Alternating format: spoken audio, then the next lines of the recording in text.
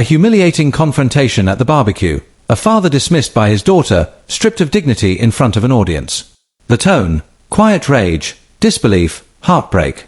We'll open with a dark, cinematic hook that pulls viewers into that emotional wound immediately. If you've ever been told your dreams are too late, stay till the end. They say a man's life is measured by what he gives to others. But nobody ever tells you what happens when there's nothing left to give. My name is Derek Sullivan, 72 years old, retired Boeing engineer, and a man who thought he understood the meaning of love. Until the day my daughter taught me what it truly costs. 40 years ago, I made a promise to raise Ashley on my own, to give her everything her mother walked away from. I never imagined that promise would one day become my prison. Ashley's mother left when she was 3. One morning she packed a single suitcase and said she was tired of being married to a man with small dreams. I was just a mechanic back then, still fighting my way into Boeing's engineering program. "You'll never be anything more than a grease-stained dreamer," she hissed.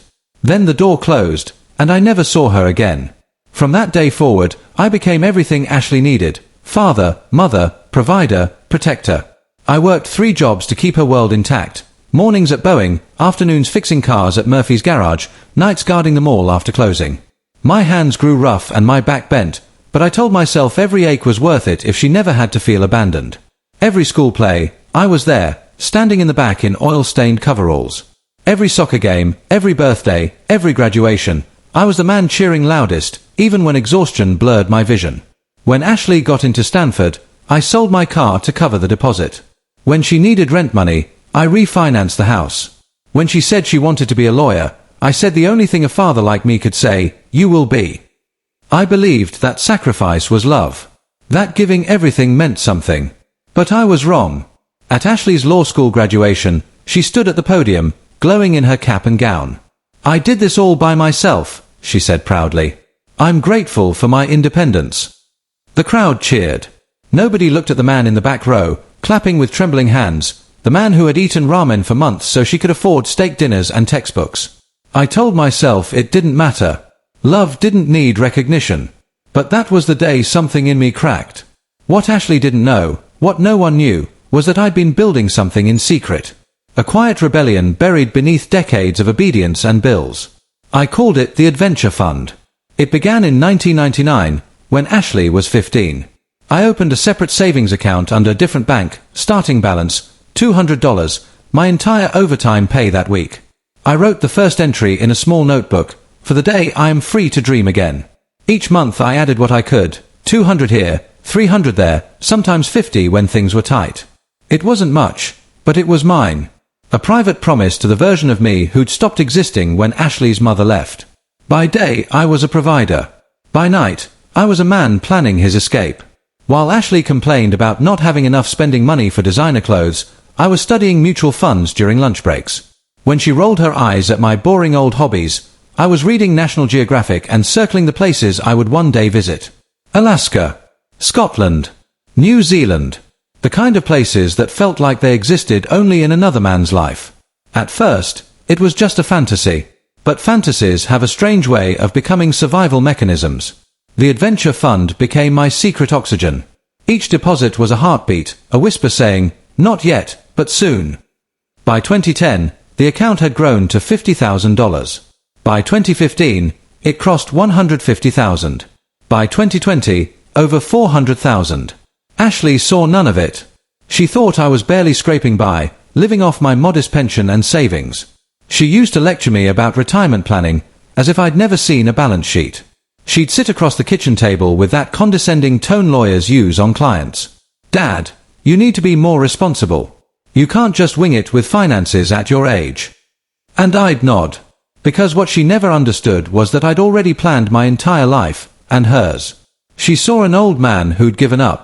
I saw a man building a future in silence. Working on Boeing's 747 project had taught me patience. Engineers think in decades, not days. We design for stress, for wear, for endurance. That's how I treated my savings, long-term structure, not short-term comfort. Every dollar was a bolt in the blueprint of my eventual freedom. Ashley never knew about the extra consulting jobs I took. She never saw the late nights designing parts for smaller firms. She just saw the tired father who never upgraded his car, never took vacations, never lived beyond his means. That's what I wanted her to see. The less she suspected, the freer I became. Hidden in my closet, behind old work boots and a half-forgotten Christmas box, sat a leather-bound journal. Inside, I'd glued and clipped fragments of my dream life, cutouts from travel magazines, faded brochures of Alaskan glacier, postcards of Scottish castles, New Zealand hiking trails. Each page was a map of a future I'd refused to bury. Every few months, I'd add to it an article about the Northern Lights, a photo of Santorini at dusk, train timetables through the Swiss Alps. That journal was my confession, my sanctuary. In 2018, Ashley found it by accident. She'd come over to help organize my clutter. She flipped through the pages with a smirk. "Dad, this is fantasy stuff. You need to be realistic. You're 72, not 22. I took the journal back quietly. I didn't argue. What was the point? She'd already decided what I was capable of. That night, I sat at my desk with the journal open beside me. The lamplight fell across the old photographs, the corners curling slightly from age. I opened my laptop and began researching luxury travel packages, 6-month itineraries, first-class flights, private tours through the fjords of New Zealand. I read reviews, calculated costs, bookmarked hotels with names I could barely pronounce. If dreams were the currency of youth, I was learning how to spend them wisely in old age. Ashley called the next morning to remind me about my cholesterol medication. I told her I was fine. She asked what I was doing. I said, "Just making plans." She laughed like I'd told a joke. Sometimes love sounds like laughter. Other times, it sounds like dismissal. I thought about how many years I'd been dismissed, by her mother, by bosses who underestimated me, by a world that stops listening to men once their hair turns grey. But the one person whose opinion had mattered most was now the one person who made me feel invisible. That was when I decided I would stop asking for permission to live. In 2019, I quietly updated my will. Most people assume their children automatically inherit everything. That's the illusion. The truth is, every signature is a choice, and for once, I wanted to choose myself. I visited Hartwell & Associates, a small law firm downtown. Margaret Hartwell was a sharp woman in her 60s, precise and calm. When I told her what I wanted, she raised an eyebrow. "Mr. Sullivan, these changes will significantly impact your daughter's inheritance. Are you certain about this?" I smiled for the first time in months. I've never been more certain. We went through each document: life insurance, 401k, home deed, medical directives. Line by line, I rewrote my life. The new beneficiaries weren't family members. They were scholarship foundations, education charities, causes that would help the kind of kids who needed what Ashley once had, an invisible guardian making sacrifices in the dark. When Margaret handed me the pen, it felt like a weapon. Every stroke of ink across the paper was a small act of rebellion. When I left her office, the air smelled sharper, cleaner. I hadn't just changed my will, I'd reclaimed my name. That night, I poured a glass of whiskey and opened the old Boeing compass I'd kept since my days on the 747 project. It was solid brass, engraved with the completion date, 1994. 30 years of engineering precision in the palm of my hand. To me, it was priceless. To Ashley, it was clutter. She'd called it junk once, laughed as her husband joked about calling a cleanup service. They hadn't understood. That compass wasn't just a relic. It was proof that once, I'd guided something magnificent into existence. Something that mattered. As I turned it over in my hand, I realized the truth. My daughter didn't see a man with a history worth preserving. She saw an old man taking up space. And that realization cut deeper than any insult ever could. But I didn't argue. I didn't defend myself. I just smiled. Because an engineer knows, pressure creates transformation. In that silence, a new kind of strength was forming. I stopped being afraid of aging. Stopped being ashamed of wanting more. The adventure fund had become more than money. It was proof that my life still had unfinished blueprints. For 40 years, I'd built Ashley's future brick by brick, dollar by dollar, until my own dreams were buried beneath hers. But one day soon, those buried plans would rise again. I didn't know when. I didn't know how. But I knew one thing with absolute certainty. When that day came, I wouldn't ask for permission. Because the compass in my hand had never pointed toward safety, it had always pointed toward freedom. Some humiliations are loud, public, and unforgettable. Mine came with the smell of grilled burgers and cheap Chardonnay. It began like any other summer afternoon. Warm breeze, lazy laughter, and the illusion of family harmony. I'd planned the barbecue to celebrate something simple, something pure, the announcement of my lifelong dream. 40 years of work, sacrifice, and secret saving had finally reached their destination. For once, I wanted to share joy, not struggle. I'd spent the entire week preparing. Polished the deck, marinated the meat, bought the expensive wine Ashley liked to brag about to her lawyer friends. Even ironed my best polo shirt. I told myself it was just a family gathering, but deep down, it was something more, a small ceremony of self-redemption. The guest list was deliberate, 15 people, a mix of neighbors, colleagues, and family. A balanced audience, I thought. Safe. Rational. Surely, my daughter wouldn't humiliate me in front of them. Surely, she'd manage a smile, even if she thought her old man's dreams were ridiculous. But I underestimated her capacity for cruelty disguised as concern.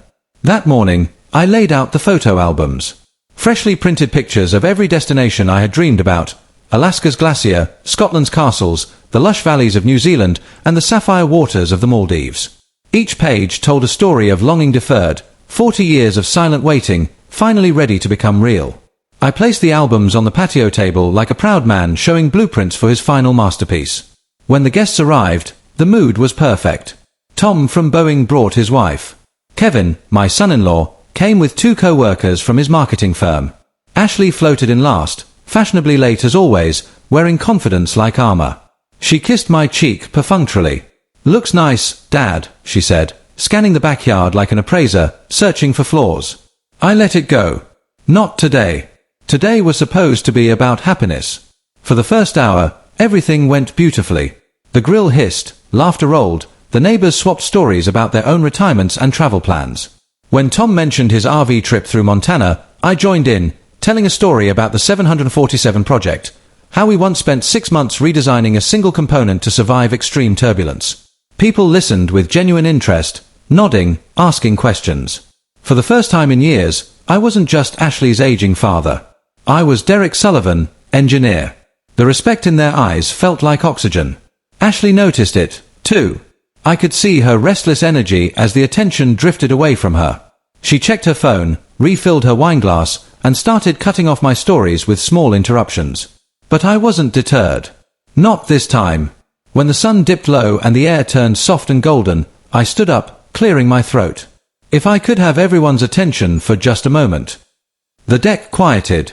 The moment I had waited 4 decades for was finally here. "I want to share something special tonight," I said, lifting the photo album. "For 40 years, I've had a dream to see the world. To visit the places I've spent a lifetime reading about. I've been planning, saving, and now, I'm ready to make it real." The guests leaned in. The first page opened to Glacier Bay, Alaska. Then Edinburgh Castle. Then Milford Sound, New Zealand. "These aren't just vacations," I continued softly. "They're pieces of a life I put on hold. And now I think it's time I live them." Tom clapped me on the shoulder. "Derek, that's incredible. You deserve it, man." The neighbors smiled warmly. "How wonderful. What an adventure." Even Kevin's co-workers looked impressed. "First class, Mr. Sullivan?" one of them asked. "First class everything," I said, with quiet pride. 6 months. Around the world. For the first time in a long time, I felt weightless. Seen. Whole. Then came the sound that would carve itself into my memory forever. The sharp, brittle slam of Ashley's wine glass on the table. "Dad," she said loudly. "Stop this nonsense." The conversation died instantly. 15 heads turned. The night air froze. "What nonsense?" I asked gently, still smiling, still hoping this was a misunderstanding. Her voice rose, clear and cutting. "You're too old to travel. Stay home. You're 72 years old. This is completely irresponsible." Every eye fixed on me. The laughter, the warmth, the music, it all evaporated, replaced by the thick, suffocating silence of embarrassment. "Ashley," I said quietly, "please, not here." "No, we're doing this now," she snapped. "Someone has to stop this insanity before you throw away what's left of your savings. What happens when you have a medical emergency in the middle of nowhere? When you fall in Scotland and break your hip? Who's going to rescue you then?" Kevin joined in, his voice oily with false concern. She's right, Jim. You should be more conservative with your finances at this stage of life. The deck felt smaller by the second, the walls of judgment closing in. This isn't about finances, I tried to explain. It's about reality. Ashley interrupted, her cheeks flushed with wine and self-righteousness. You've worked your whole life, Dad. You should be thinking about stability, not chasing some ridiculous fantasy. You need to act your age and stop embarrassing yourself. The word embarrassing echoed like a slap. My throat closed. I looked around the table, familiar faces, kind faces, faces that now pretended to see nothing. Nobody spoke. Not one person defended me. Not one neighbor said, he deserves to live a little. They just looked away. I stood there, clutching the photo album like a shield that had failed me. Every dream I'd ever dared to have lay open on that table, exposed, ridiculed, bleeding under the weight of her contempt. Then something inside me shifted. It wasn't rage. Rage is loud and chaotic. This was colder, more precise. A kind of silence that cuts deeper than shouting ever could. I looked at Ashley and said softly, "You've made yourself very clear." Then I smiled. And that smile should have frightened her. Because for the first time in decades, I wasn't trying to win her approval. I was finished. The guests started to murmur. Someone coughed. Tom muttered, "Well, it's getting late," and within minutes, the crowd dissolved. The neighbors left quickly, pretending to check their phones. Kevin gathered plates. Ashley busied herself stacking cups as if that could erase what she'd done. When the last car pulled away, the backyard fell into absolute stillness. Empty glasses. Half-eaten food. A single photo album lying open on the table, its pages curling slightly in the night air. I stared at the images, frozen lakes, mountains, oceans. All the places I'd planned to go. All the versions of myself that never had the chance to exist. Ashley's words replayed in my mind, "You're too old to travel. Stay home." But beneath that cruelty, I heard something else, fear. Fear that my happiness might come at the expense of her control. She wasn't protecting me from danger. She was protecting her inheritance. And in that moment, something hard and unwavering formed inside me. For 72 years, I had been an obedient man, measured, logical, patient. But humiliation has a way of clarifying things. When Ashley and Kevin finally left without a word of apology, I sat in the empty yard for a long time. The night insects sang softly. The lights from the neighboring houses flickered off one by one. And then, I laughed. Not the laughter of amusement. It was the hollow, sharp laughter of realization, the kind that comes when you suddenly see the truth you've ignored for too long. They thought they had broken me. They thought they had silenced me. But what they'd really done was remove the last illusion that I needed their approval to live.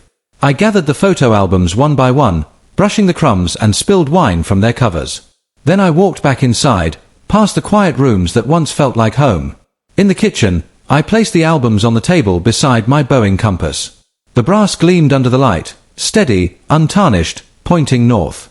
That compass had guided aircraft across oceans, through storms, through invisible chaos at 30,000 feet. And now, it was guiding me. Not toward safety, but toward freedom. I looked at it and whispered, "They'll see." Not in anger. Not in vengeance. But in certainty. By the time the clock struck midnight, I knew exactly what I would do. Ashley wanted me to act my age. Fine. I would act my age. I would act like a 72-year-old man who had spent his entire life building, calculating, and planning. A man who understood systems, structures, and consequences better than anyone who had ever underestimated him. The same precision I once used to design airplanes. I would now use to dismantle expectations. Brick by brick. Clause by clause. Signature by signature. They thought they had taken my dignity. But I was about to show them. That respect is not something you inherit. It's something you earn. And by morning, I would begin building the most beautiful act of rebellion of my life. Revenge doesn't always come with raised voices or broken glass. Sometimes it comes in the sound of a pen scratching against paper, and the soft click of a lock sliding into place. The morning after the barbecue, the sunlight through my kitchen window looked different, cleaner, sharper, as if the world had finally aligned with the truth. I wasn't angry anymore. Anger burns too fast. What I felt now was colder, slower, deliberate. An engineer's kind of emotion. Ashley believed she'd won. She thought her public shaming had taught her father a lesson. That I'd give up on my dreams, stay home, and quietly fade into the background of her perfect life. But humiliation, for people like me, is fuel. That night, after she left, I'd written out a plan on yellow legal paper, 12 steps to freedom. Not revenge, restoration. Each step calculated with the same precision I once used to stress test the 747 fuselage. Because when a man's spirit has been compressed for decades, the release must be controlled. Step 1. The withdrawal. Monday morning, I walked into Wells Fargo, the same branch where I'd opened my secret account 23 years ago. The air inside smelled of polished floors and quiet judgment. "Good morning," I said to the woman at the front desk. "I'd like to make a withdrawal." "Of course, sir," she smiled. "How much?" $850,000. The smile froze. I'll need to get the wealth management team." 20 minutes later, I sat across from David Martinez, a senior portfolio manager with silver cufflinks and polite skepticism. "Mr. Sullivan," he said, eyes scanning the screen, "this account shows consistent deposits over 2 decades. No large withdrawals. Conservative investments. Impressive growth. May I ask what you plan to do with the funds?" "Travel," I said. He blinked. "Travel?" "First class," I clarified. "I've been planning it for 40 years. It's time to cash in." He hesitated, perhaps expecting frailty or confusion. But the way I looked at him, steady, unwavering, left no room for doubt. "I'll need to order the cash from the Federal Reserve," he said finally. "We can prepare certified checks for part of it today." 200,000 in checks, I replied. The rest in cash by Wednesday. When I walked out of that bank, the cool morning wind hit my face like oxygen. I wasn't a retiree running errands. I was a man breaking orbit. Step 2, the booking. From there, I drove downtown to Wanderlust Travel, a boutique agency I'd researched for months. The glass doors opened to the soft chime of a bell and the faint scent of jasmine. A woman in her 40s looked up from her desk. "Welcome to Wanderlust. How can I help you?" "I'd like to book a 6-month world cruise," I said. "Budget, 300,000. First class everything." Her eyes widened slightly. "That's quite a request. May I ask where you'd like to go?" "Everywhere," I said simply. She smiled uncertainly. The Princess World voyage would be perfect. 28 countries. Private balcony suite, personal butler service, gourmet dining, all-inclusive excursions. It runs about 280,000. "Book it," I said. "Would you like to review the itinerary first?" "I've been reviewing it for 40 years, I said quietly. "Just book it." 2 hours later, I walked out with a folder of tickets, confirmations, and a boarding pass for Copenhagen, my departure point. It didn't feel like travel paperwork. It felt like resurrection papers. Step 3, the legal severance. Tuesday morning, I returned to Margaret Hartwell's law office, the same lawyer who'd helped me reshape my will months ago. "Mr. Sullivan," she greeted, "back so soon?" "I need to update everything," I said. "All beneficiary designations, life insurance, 401k, investment accounts, remove Ashley Sullivan Matthews. Replace her with the National Education Foundation." She looked up sharply. "That's a significant change. Are you sure?" "Completely." "And your home?" "Also to the foundation. Ashley receives personal items only. Family photos, keepsakes. Nothing more." Her pen paused. "This will effectively disinherit your daughter." I leaned forward. "No. This will liberate her from entitlement." She studied me for a long moment, then nodded slowly. "Very well." For the next hour, we worked through the documents. Each signature was deliberate. Each initial, a small rebellion against the years I'd spent being defined by someone else's expectations. When she slid the final paper across the desk, I took the pen and signed it with a hand that didn't shake. Every stroke said the same thing: never again. Step 4, the locks. By Wednesday afternoon, I was ready to reclaim my space. I called Premier Security Services. "I want every lock changed," I told them.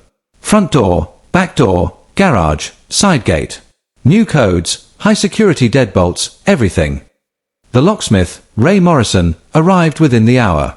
"Military-grade hardware," he said, holding up the gleaming mechanisms. You sure you need something this advanced? Yes, I said. Consider it symbolic. He laughed lightly. Noted. As he worked, I thought about all the times Ashley had walked into this house unannounced, claiming to check on me. As if I were a patient in a nursing home. She'd stroll through the kitchen, criticize the clutter, adjust my thermostat, and lecture me about bills she didn't pay. By sunset, the last lock clicked into place. Ray handed me the new keys. These are solid, Mr. Sullivan. Nobody's getting in without your say-so. Good, I said, weighing the keys in my palm. They felt heavier than metal. They felt like boundaries. Step 5, the disconnect. Thursday morning, I updated my emergency contacts. I called my doctor, my pharmacy, my insurance company. Remove my daughter, Ashley Matthews, from all files, I said. Replace her with my neighbor, Mrs. Peterson. Mrs. Peterson was 82, sharp as a blade, and blessedly uninterested in meddling. When I told her what I was doing, she nodded. Good for you, Derek, she said. Some children forget their parents are adults. Her approval meant more than Ashley's ever would. That afternoon, I opened my phone, went to settings, blocked contacts, add number. I typed in Ashley Sullivan Matthews. Pressed block. Her name appeared on the list like a closed chapter. Then I composed one final text. Going traveling. Don't call, Dad. And I hit send. Then, just like that, silence. No buzzing phone. No lectures. No disapproving sighs. Just the steady hum of freedom in my ears. Step 6, the preparation. Friday was for packing. 1 suitcase. 6 months. I chose carefully. Comfortable clothes, strong shoes, essential medication, and the few things that truly mattered. My Boeing compass, my passport, and a small photograph of Ashley at age 6, missing teeth, wild hair, eyes full of innocence. The daughter I'd once known. Her later gifts, the expensive cufflinks, cologne, and silk ties, stayed behind. Symbols of guilt, not love.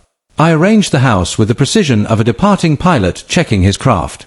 Bills paid 6 months ahead, lawn service contracted, mail redirected to a P.O. box.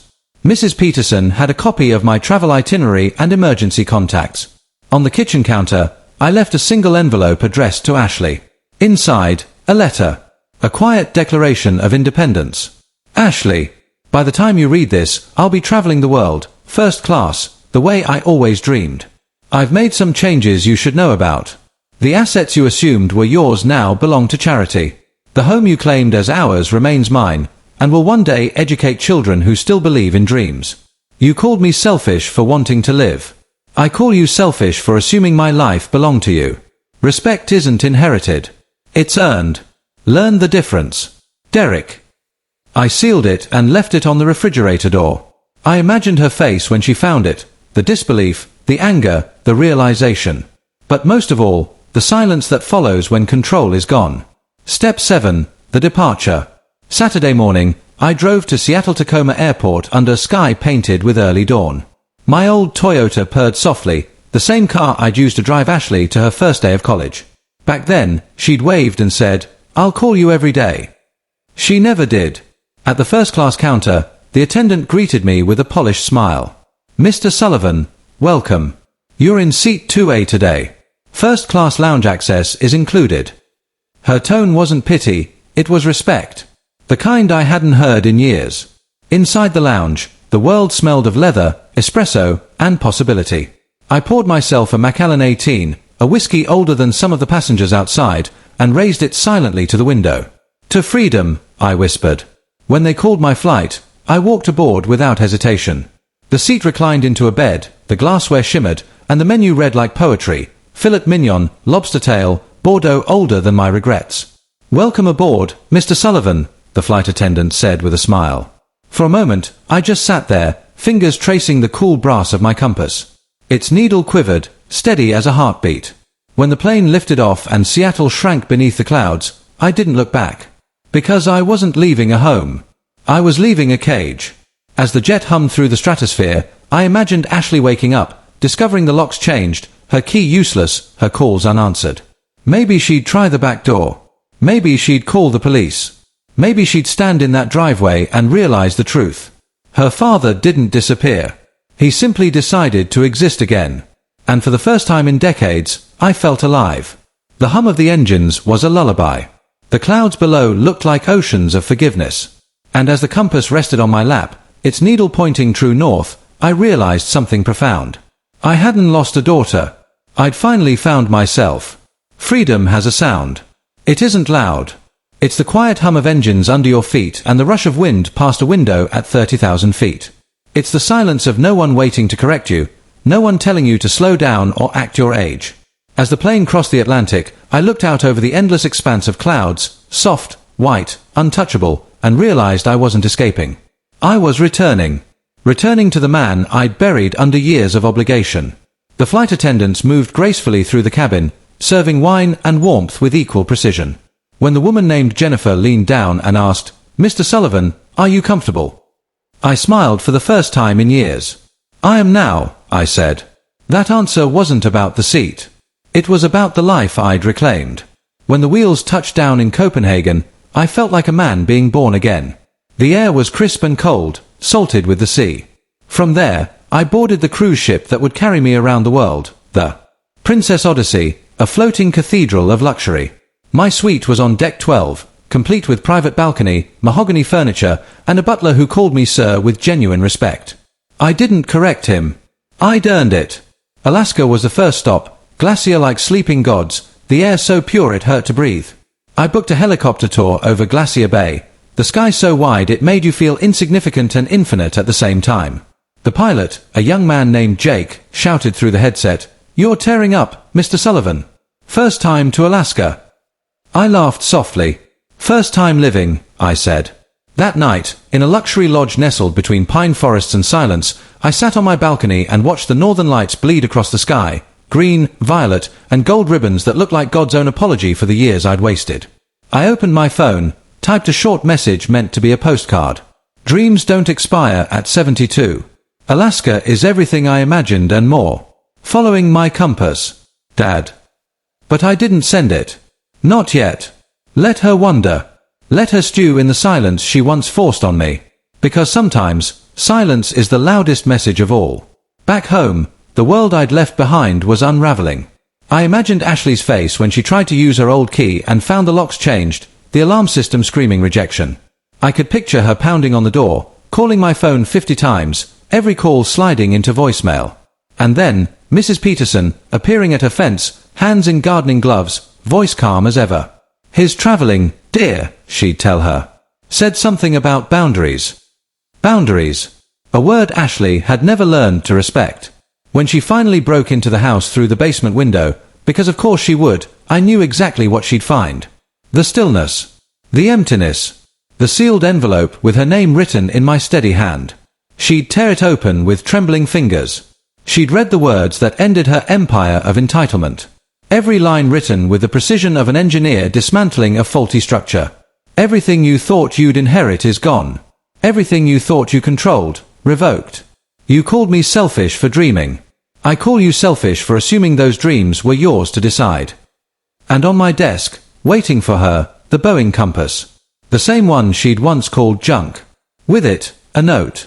This guided aircraft across oceans. You told me it was worthless. Now it guides me again, away from those who couldn't see its value.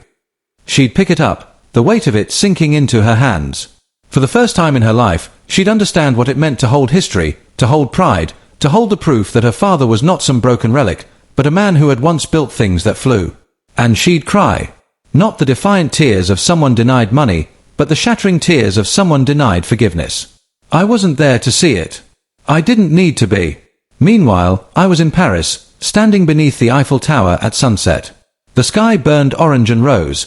Violins played somewhere in the distance. I had the compass in my hand and laughter on my lips. The waiter at La Jules Verne brought my meal with a respectful nod. "Vous êtes seul ce soir, monsieur?" "Non," I said softly. "I'm with an old friend."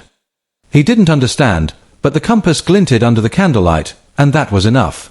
Later, I bought a postcard and finally sent Ashley a message, not of bitterness, but truth.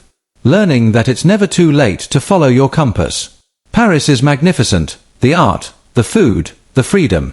Thank you for forcing me to choose between your approval and my happiness. I chose happiness.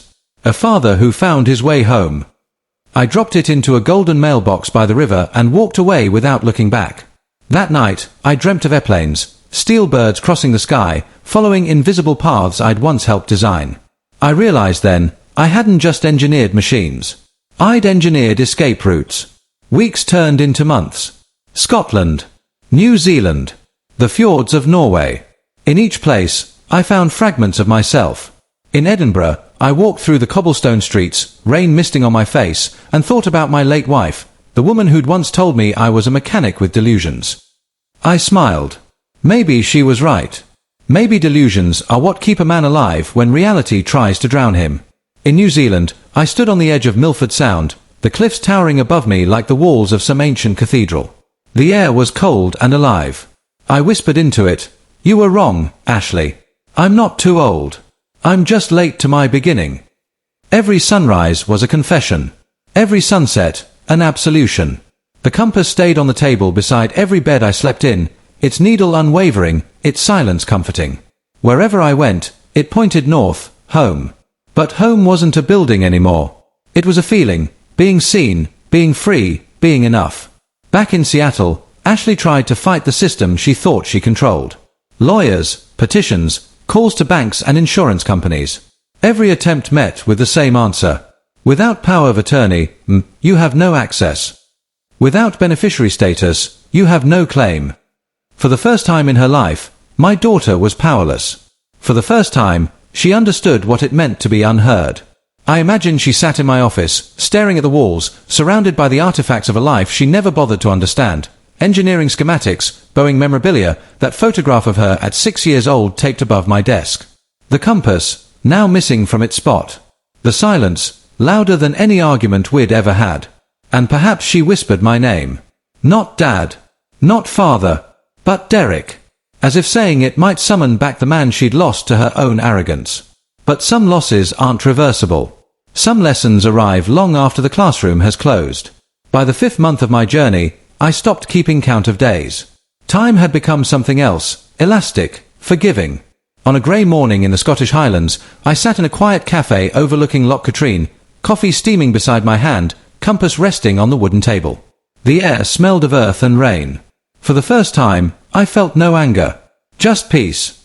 I took out my journal, the same one I'd filled with clippings decades ago, and turned to the last page. The paper was soft, worn from years of dreaming. I wrote, "Home isn't a place. It's the moment you stop apologizing for being alive." Outside, the mist thickened, curling around the hills like memory. I thought about Ashley, not the woman she'd become, but the child who used to fall asleep on my chest after long workdays. The child who once looked at me like I could fix anything. Maybe I could fix this too, someday. But not now. Not yet. Because forgiveness without respect is just surrender. When I boarded my final flight, to New Zealand, the last destination in my lifelong itinerary, I carried only a single bag. Inside it, my compass, my passport, and that old photograph. The plane rose into a silver sky. I watched the ocean below shimmer like mercury, endless and clean. Somewhere, thousands of miles behind me, Ashley was learning the difference between love and control. And somewhere deep inside me, a younger version of myself, the mechanic, the engineer, the dreamer, was smiling. The adventure fund was nearly empty now. But I'd never been richer. Because money can't buy time. But it can buy freedom, and that's close enough. As the cloud swallowed the horizon, I took out the compass one last time. The needle quivered, pointed north, steady as truth. And I whispered to it, "You did your job." I closed my eyes, and for the first time in 72 years, I felt the quiet hum of a life finally in balance. The world beneath me, vast and forgiving. The weight on my chest, gone. The silence around me, not loneliness anymore, but peace. Because dreams don't have expiration dates. And neither does dignity.